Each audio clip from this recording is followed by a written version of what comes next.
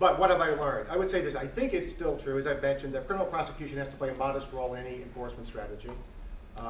To what I have there, 3 suggestions, I would add one based on what I heard yesterday, and it is that there be a public campaign, a helping campaign, one more helping campaign, but legislative hearings and public dollars in support of counseling and treatment for internet porn addiction. Pornos Anonymous or something of that sort. Now, they may, I mean, we people in this room are doing that kind of work, but I'm not myself aware of publicly funded campaigns with attendant publicity, and therefore public dollars to people, including people in this room, which I think would have a great educative effect upon the public, and not stigmatize, not stigmatize in a moral sense, this activity, but rather make it the object of therapeutic pity. And as, in that sense, a disorder. So the people who watch too much crap on the internet are not just amusing themselves harmlessly, but they're people who are, at least incipiently speaking, sick. So that I would add. To what I have there, a couple of quick amendments. The first one has to do with liability for negligent exposure of a minor or an unwilling adult to these obscene images. Perhaps it'd be more prudent to say it should be the standard recklessly. For those non-lawyers in the room, negligently means something more like accidentally exposing someone. Recklessly is more, as you probably can guess.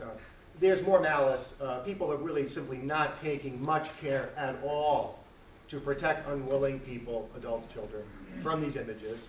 And the suggestion yesterday, the claim that there are about 100 ISP providers, AOL, etc. Well, then maybe that first suggestion should be rewrapped as there are 100 places to target.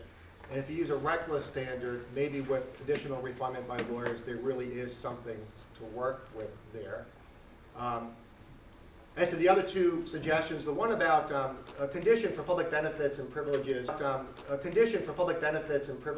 where you have to sort of check off a box, like you might already. I haven't used drugs in the last 3 years. I haven't been a member of the Communist Party for a very long time.